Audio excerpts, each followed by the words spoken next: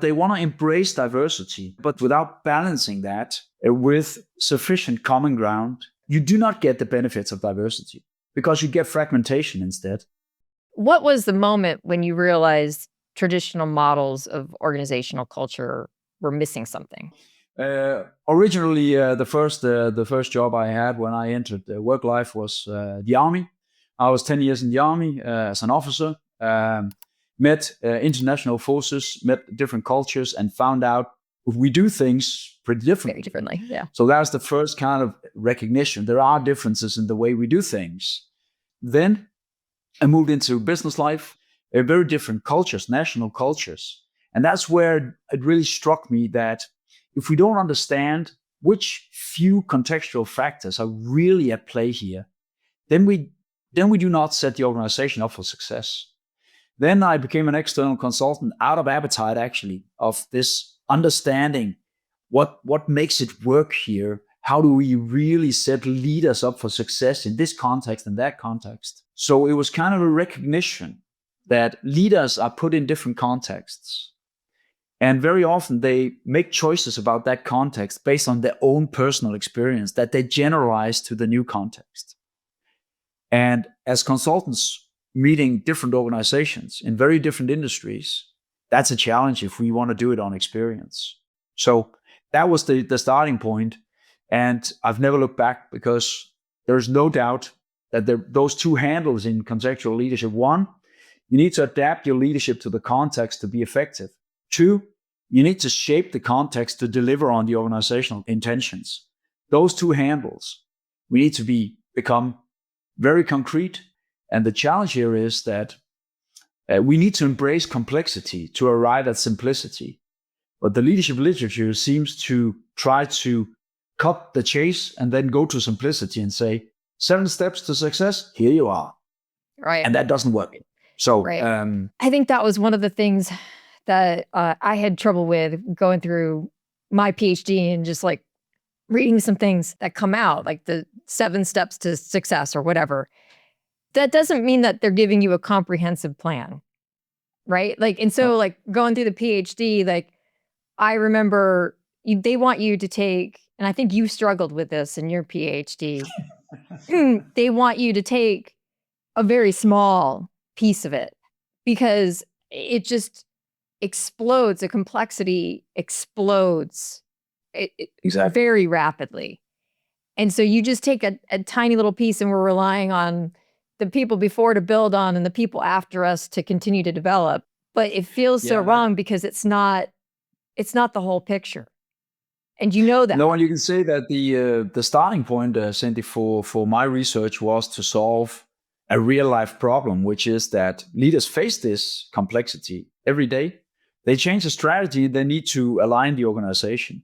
They enter a new organization and need to find out what are the crucial contextual factors here. They enter a new market.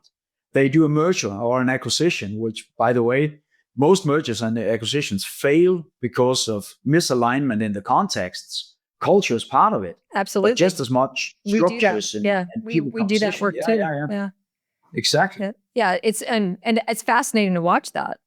Like how little it's considered. Scary or fascinating, one of those two, yes. I think that exactly that reductionism, that reducing it to something that can be researched was one of the big struggles I had, and I needed to find a research design that allowed handling that complexity. We arrived at that. We found a research design that could do that for the global studies.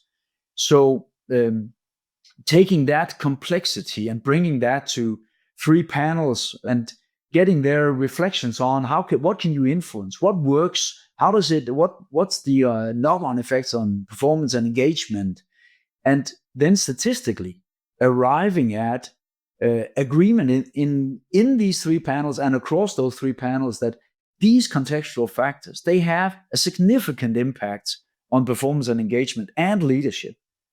That allowed me to end up with a framework that it doesn't cover the world, but it covers it's pretty solid. A large volume. Yeah, it's pretty solid. Yeah. Well, yeah. If you it's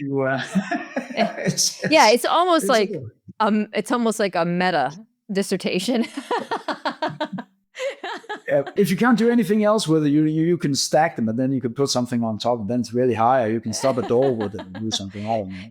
But the thing is that now, if you look at it, if you get the understanding of the system, because it is a system, and Right. it always is.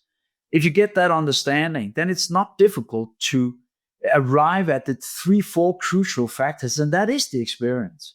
That in any context, you can identify the 3-4 crucial factors that will really move success. So the art here is not to boil the ocean, but for diagnostics there that allow you then to identify these are the crucial factors. Then dive into those, work with those, and move forward. How do you teach the leadership to be able to analyze the context?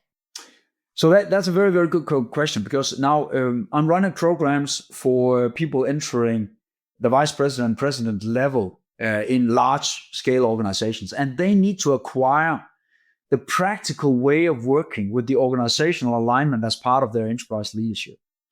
And so if we look at the book when I set out, the ambition was to create a framework of analyzing the leadership context, or the context, external, internal, and the intentions, and then arrive at a way of immobilizing and involving the organization. It's called the peer cycle, priorities and principles that you take to people, involve them in interpreting those, so that the people who are going to act it out are mobilized and committed. Then we start acting and aligning our behavior, followed by sense giving, so that we act our way into a new culture. Is it possible to over-adapt to the context? Yes, it is. So one example is there's a lot of attention, rightly so, to diversity, inclusion, the benefits of diversity.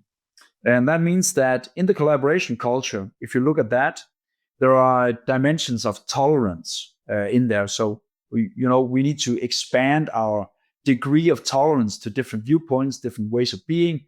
And rightly so, that brings value. But there is a precondition for that bringing value. And that is that you create sufficient, strong common ground.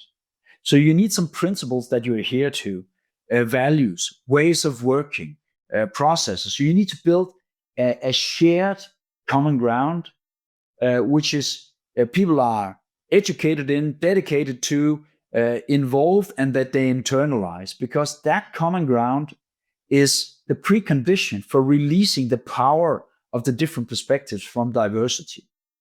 And here I've met organizations that overcompensate, go too far on the tolerance side, in good meaning, but they want to embrace diversity. And that ends up being over-inclusive, over-tolerant, without balancing that with sufficient common ground.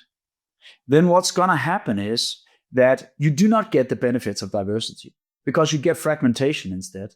Value differences coming out of national cultures is one of the parameters that has a huge influence on leadership expectations and how we collaborate. And if you go too far in embracing all viewpoints and wanting to try to match all nationalities, then that becomes very, very, very difficult. So you need to set up some ground rules about this is how we make decisions. These are our role expectations to people in these positions. And then start educating, saying, but if I'm a Dane, so I think that I should be involved in all decisions. And as Danes, we do. Then we need to level that and understand that there are some decisions you are going to be in, and there are some decisions you're not going to be in. Whereas other cultures might need to learn to participate in making decisions and taking decisions themselves. So if I've got colleagues from India, they need to get used to that there are certain decisions that are on their table, and that they can't ask their immediate manager to make all decisions. So we need to level that out, find common ground in order to benefit from that diversity.